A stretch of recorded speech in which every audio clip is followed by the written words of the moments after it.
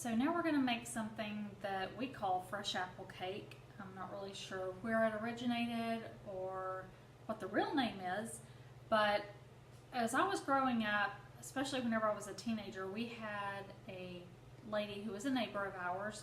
She was a really good cook. She went to church with us, and not only was I fortunate enough to grow up in a family where there were a lot of good cooks, but I grew up in a church where we had some fabulous cooks. But Linda Hurd could cook just as good as my mom, and that's quite an accomplishment. So anything she cooked, I would eat. But she cooked this cake and always brought it to our Christmas gathering at church, our church Christmas dinner. And that's where I tasted it the first time, and she would bring it every year, and so I couldn't wait to taste it. And then I got the recipe and started making it. It's really easy to make, but it's one of those recipes that it just wouldn't be Christmas without it. It's got cinnamon, raisins, apples. The glaze has brown sugar. So it's got those things that just kind of like taste like Christmas. So I don't make it any other time of the year because it's such a treat for me to get it at Christmas, just to have it that one time a year. But it is simple to make. We'll bake the cake first, then we'll make the glaze that goes on top that you pour on while it's still hot. So we're going to start out with 1.5 cups of cooking oil. And into that we will blend 2 eggs that have been slightly beaten. Get that blended a little bit before we add the sugar. The eggs and the oil want to separate, so just blend them a little bit first and then we'll add the sugar. So it's 2 cups of sugar.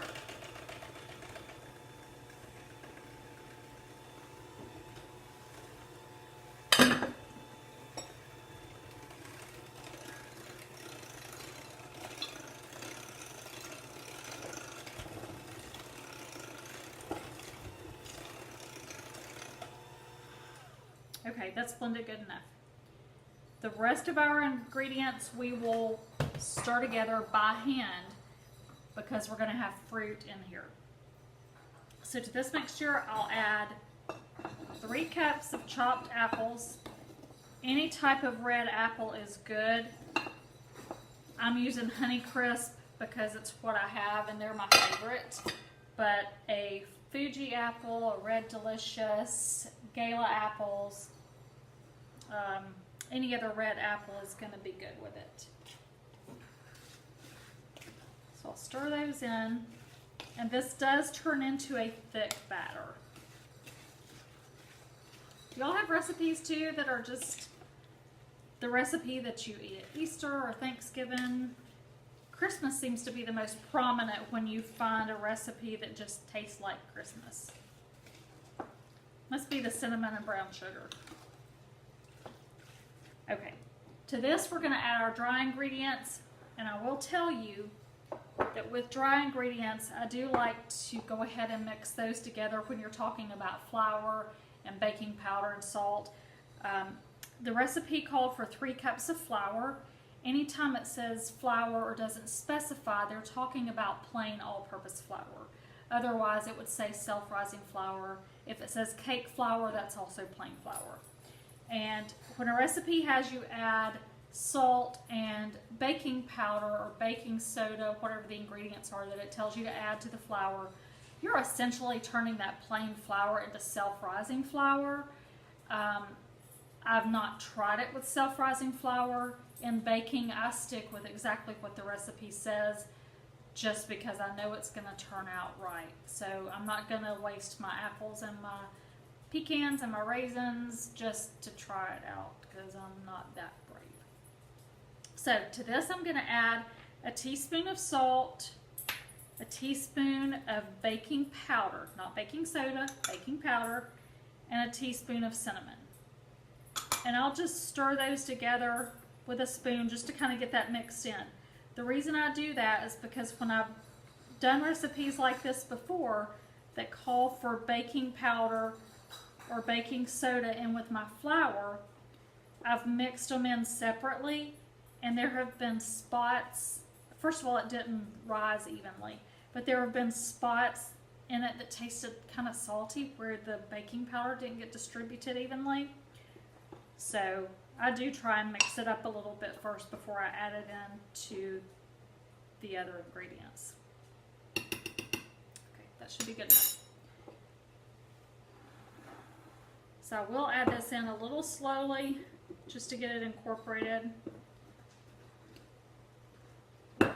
because it is going to get thick and it's going to be hard to stir. This can be your exercise for the day. Work those arm muscles. You're going to need it because you're going to build up the calories eating this cake. And this is just a cake that is really good if you have some type of social function to go to. You can take it there because it's not going to be like any other dessert there. There will be pies and cakes and puddings and candies and cookies, but this is just that different thing that everybody likes. Unless they don't like apples and pecans and raisins and cinnamon and brown sugar. If they don't like those things, don't trust them.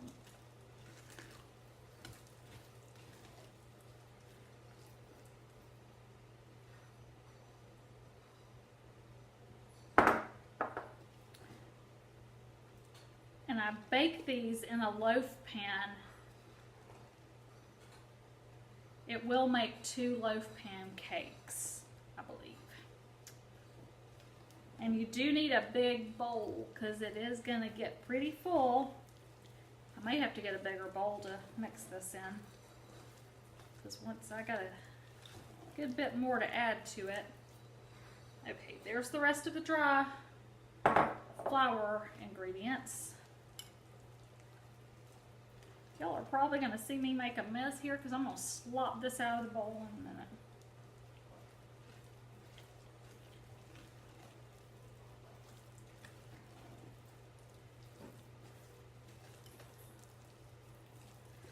Okay. I'm not worried about getting it super mixed in, just because we're going to keep adding stuff to it and we're going to keep stirring it. And I will make sure that I get all that flour and sugar and everything off the bottom as I mix in more. So I got those mixed in. I will add 1 cup of chopped pecans. Y'all, these pecans, whew. We just harvested these this year.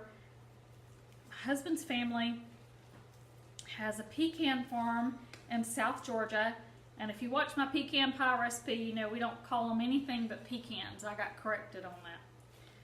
And since they make money for the family, I'll call them what they say to make them. Pecans. I don't chop them up super fine just because I like the texture of them.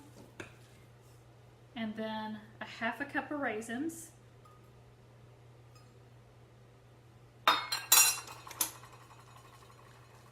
Getting a workout with this. And those raisins will plump up in the batter as it cooks. And unfortunately, this isn't one of those precise recipes where you can say, okay, you cut up exactly 3 apples, because it takes anywhere from 1.5 apples to 3 apples to get 3 cups of apple. Just depends on the size apple you have and how close you cut it to the core. So, and how many pieces you eat, which is I do. But I want to get this mixed in really good. This is an 8-cup Pyrex measuring bowl that I mix in. I just like it. It is not big enough for this. So get a bigger bowl. I just figured y'all would be making fun of me because I have my blue favorite mixing bowl out again. So I wanted to do something different. Okay, so that is good enough.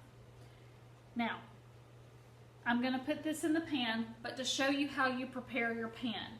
Anytime you're baking a cake, if you've not done that before, it'll tell you to grease and flour your pan.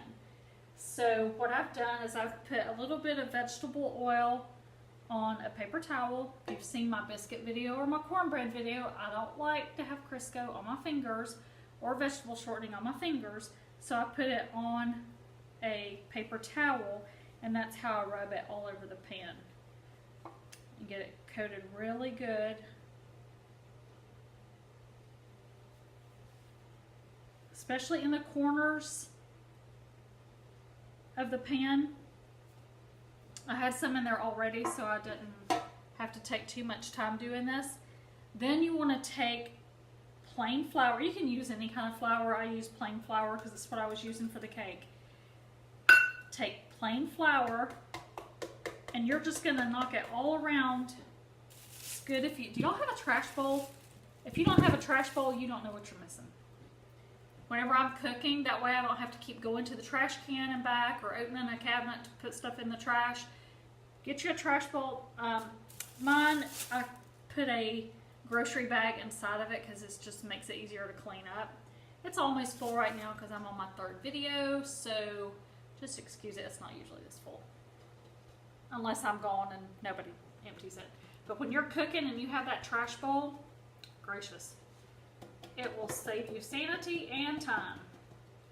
So you knock this, and you want that flour to cover all those areas where you've just wiped that vegetable shortening. And the flour's going to stick to it in a light coat, and that's going to keep your cake from sticking. But you don't want it on there really thick. I do this over my trash bowl because you can do it over another pan, but I do knock all the excess flour out, because if you don't, it will cake onto your cake, and it will make a lot of crust on the outside that you may not want, like extra crust. So yeah, not good. All right, I have one that's already done over here. So just to kind of show you what that looks like. It's like a dusting of snow. It's so cold here today, y'all. It feels like it's gonna snow. And for us, that means it's close to 30 degrees. Okay, I'm gonna distribute this between these 2 pans. Oh, you know, and I was saying that it's not one of those precise recipes that you can say, okay, it takes this, this, and this. This will take anywhere from 1 and 1.5 hours to cook. You just have to keep checking it. I let it cook for an hour, and then I start checking it. And I do that by inserting a toothpick in the middle of the cake.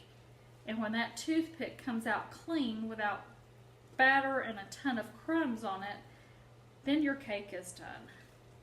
And if I remember, I will show y'all what that looks like. Okay. I think I've pretty much got all the, but it's really gooey. So you have to help it get off the spoon.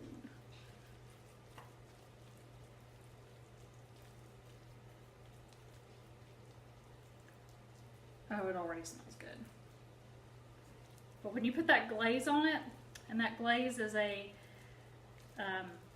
brown sugar glaze that kind of caramelizes over the cake. Oh, it is like heaven. Okay, don't want to miss those raisins. All right, so I'm going to put it in an oven at 350 for an hour and a half, and then we'll come back and we'll make the glaze that goes on top. So now our cake is ready. We have 2 of these, really pretty. They look better on a decorative plate, but I just put it on a plain one because you can cook it anytime. We're going to make the glaze that goes on there.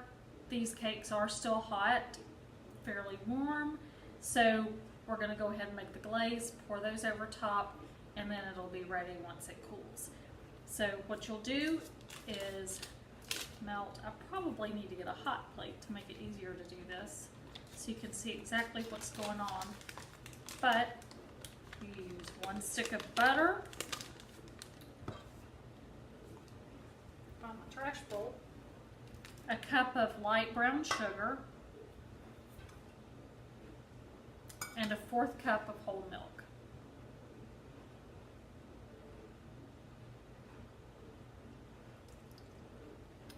And one trick with the brown sugar is, if you ever notice that once you open it, it kind of will start to harden. This one, probably 2/3 of the way through the bag, and it is still just as soft and pliable as it was the day I opened it. The way I do that is I just take the bag, kind of roll it down, get most of the air out of it. I don't know if I have to put it in another bag or not, but I do.